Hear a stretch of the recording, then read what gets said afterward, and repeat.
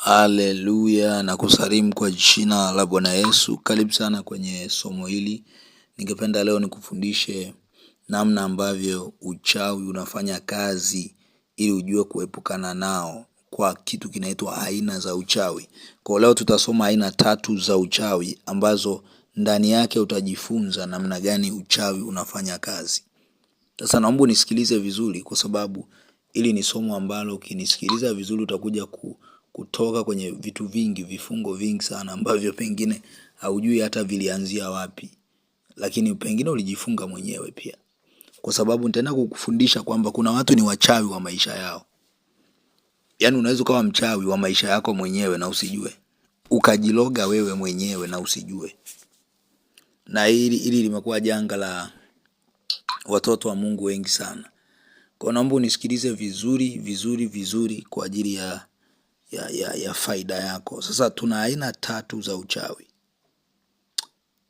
Na kukaribisha sana wewe ambaye pengine ni mara ya kwanza kunisikiliza. Aina ya kwanza ni uchawi wa fikra. Uchawi wa fikra. Sasa huu ndo uchawi mbaya zaidi. Yaani nataka nikwambie, ukiachana na matunguli, ukiachana na kila aina ya uchawi, sijui kurushiwa magonjwa, sijui kufanywa hiki, kila aina ya uchawi, huu ni uchawi mbaya zaidi. Nakwambia ni mbaya zaidi kwa sababu gani? Mtu ambaye yupo chini ya uchawi wa fikra ni ngumu kumfungua kuliko mtu ambaye kalogwa, labda kawekewa kisukari, kafanywa vitu vya uchawi vingine, kafungwa uchumi, kafanya nini. Ni rahisi sana huyo mtu kuliko mtu ambaye kafungwa kwa kutumia uchawi wa fikra.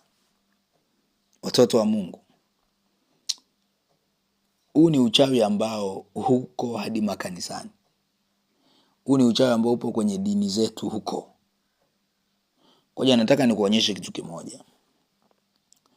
Hivi unajua uchawi nilikuambia ni nini? Nilikuambia uchawi, moja ya kazi ya uchawi ni kuhakikisha unatengua zile njia za Bwana. Yaani kama nikubariki wenyewe unalaani. Kama unataka kufanikiwa wenyewe unahakikisha unadidimia. Sasa kuna aina ya uchawi wa fikra ambao huu wenyewe ni uchawi ambao una base zaidi kwenye eneo la maarifa. Yaani maana yake ni nini?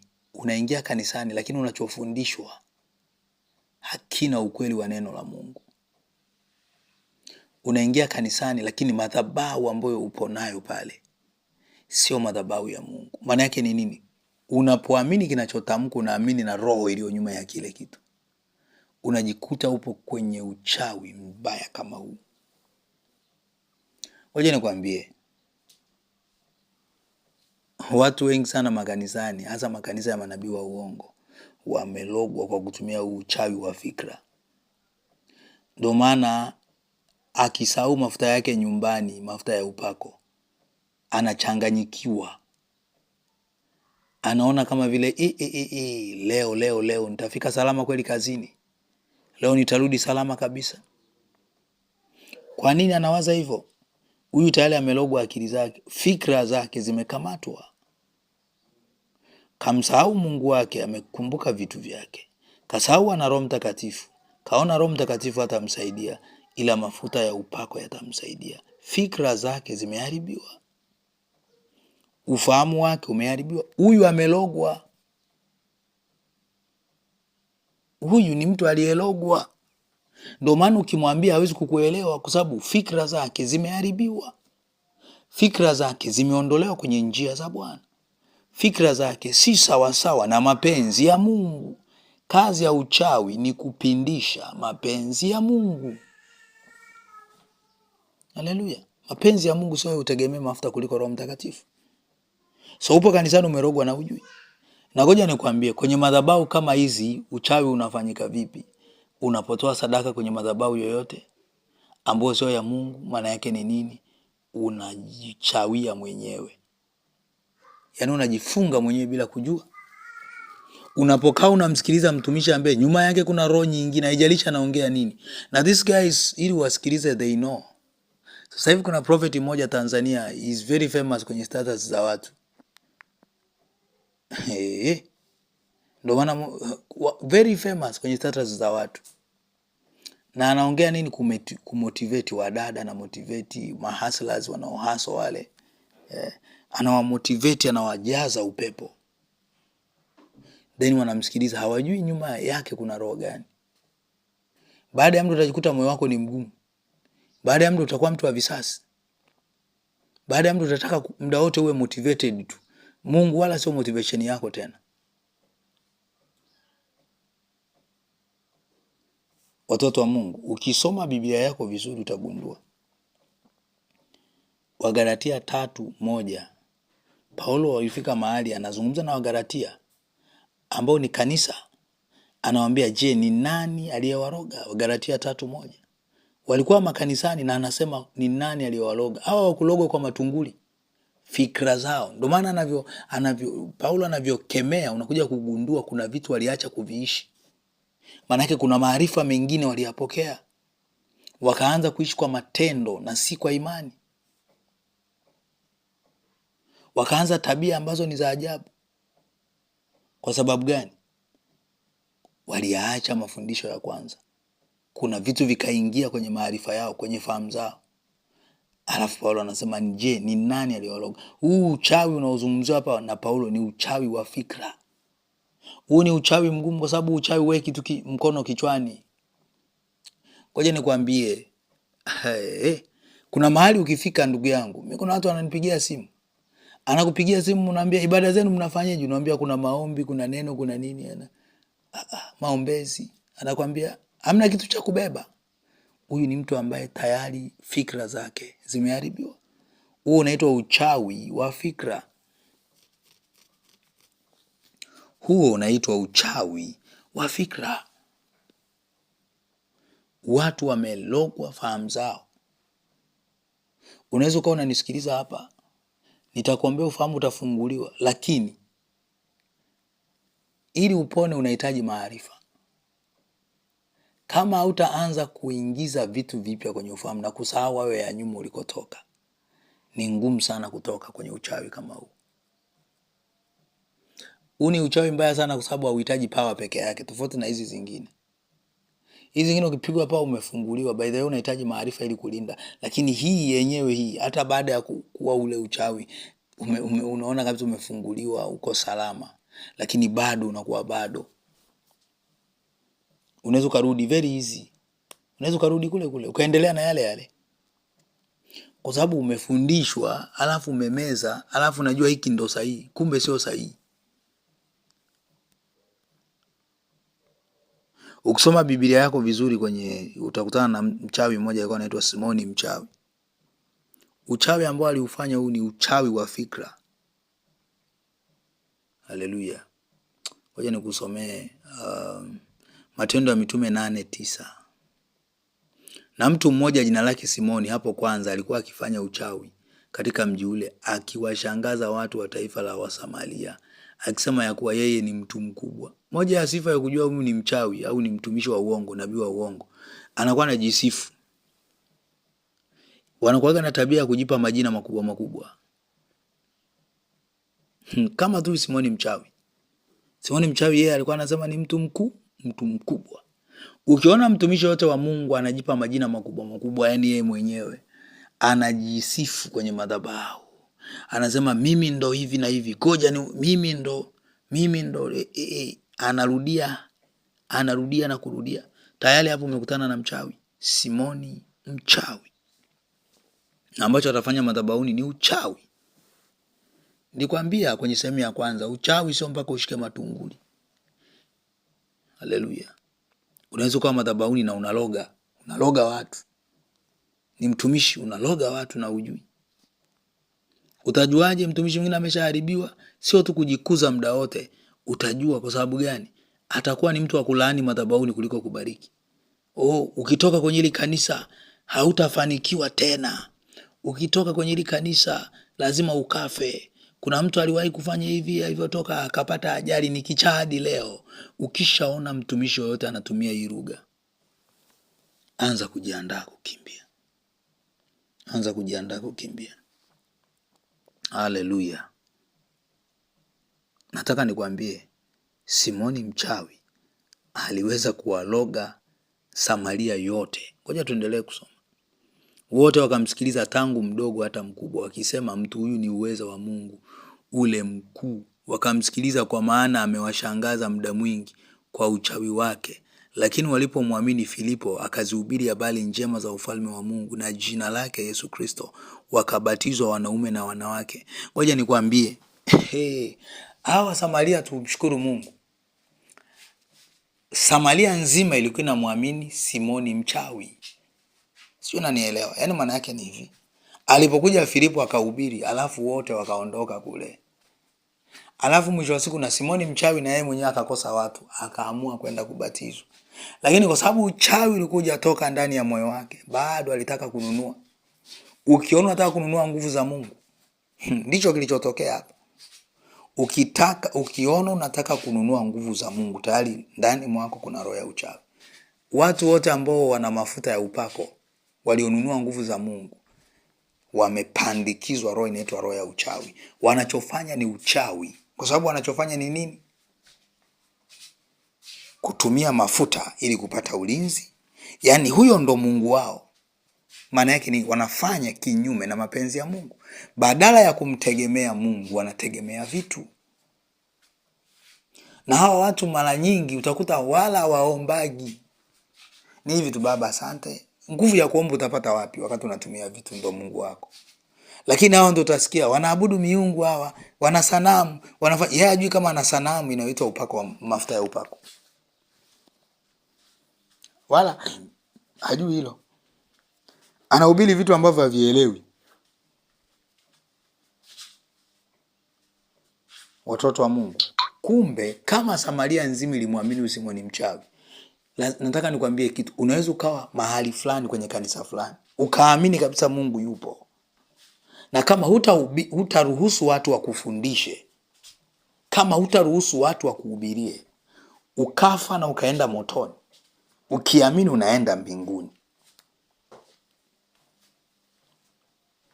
Kwa sababu gani? Umekataa kufundishika, kiburi kimekujaa. Watu wa Samaria wote waligeuka wakabatizwa. Na Simoni alivyoona yuko peke yake akaona ngoja na mimi niende huko. Lakini alienda kwa hila. Wachawi siku zote ni watu wa hila. Hata ukimkamata usiku ukafikiri mmekuwa marafiki, atakuwekea tu kitu kwenye chakula, atakukamata. Sema haleluya. Watoto wa Mungu, nataka nikwambie kitu kimoja. Uchawi wa fikra unachofanyaga ni nini? Unaamini mahali kuna Mungu wakati Mungu hayupo. Uchawi wa Simoni uliufanya wa Samaria wakamwamini na wakakiri ni matendo makuu ya Mungu. Wakakiri yale anayoyafanya ni kwa uweza wa Mungu. Pengine huko mahali ulishuhudia matendo ukasema huu ni uweza wa Mungu. Watu wakasema walipata mimba, walikuwa hawana watoto, wakafanya. Manake Simoni naye alifanya hayo. Kwa sababu waliona uweza, manake alikuwa na demonstrate power. Unaweza kukaa kwenye kanisa ni nabii wa uongo, lakini wala usijue. Ukasema hakika hapa kuna Mungu. Paka umekubali injili ya kweli kama hii. Paka umekubali kuzama kwenye neno na kutafuta ukweli. Mmepewa bure, toeni bure. Unauziwa mafuta. Kila siku mnasaini mikataba, hamjui hata ni mikataba gani. Mara kila ukiingia upakwe mafuta kwenye miguu. Mara maji kila siku mnauziwa. Wengine unalazimishwa. Hata tumeombea siku 100, yana nguvu sana. Mungu tusaidie. Hiyo madhabahu haijalishi ikoje, inaaminiwa na watu wangapi? Samaria nzima unadhani walikuwa watu wangapi? Si wengi sana. Je, unadhani kwa sababu Samaria nzima walikuwa wanamwamini huyu Simoni mchawi, ndio na wewe ukienda unaungana nao? Utakuwa ni mjinga. Mji mzima umelogwa. Kwa kama utaenda na wewe ukiwa mzee wa kufuata mob, kuta kundi la watu wamejaa, kanisa lina watu wengi, unaona miujiza. Ngoja nikwambie, Simoni mchawi miujiza alikuwa anafanya. Ndio maana ukiendelea kusoma hapo utagundua akaona miujiza aliyokuwa anafanya Filipo, kwamba sio kwamba alikuwa hajawahi kuiona, akaona hii kiwango kingine hiki. Alivyoona hivyo, kwa sababu uchawi bado umo ndani mwake, naye akaomba kama vipi wamuuzie. Kwa sababu gani? Wachawi wao wananunua uchawi. Kwa shetani unanunua, ni hela yako tu. Nilikuwa nafanya deliverance kwa dada mmoja siku moja, akasema, "Huu uchawi tumenunua Sumbawanga milioni 10, utamfungua huyu." Haleluya. Uchawi wa aina ya kwanza unaitwa uchawi wa fikra.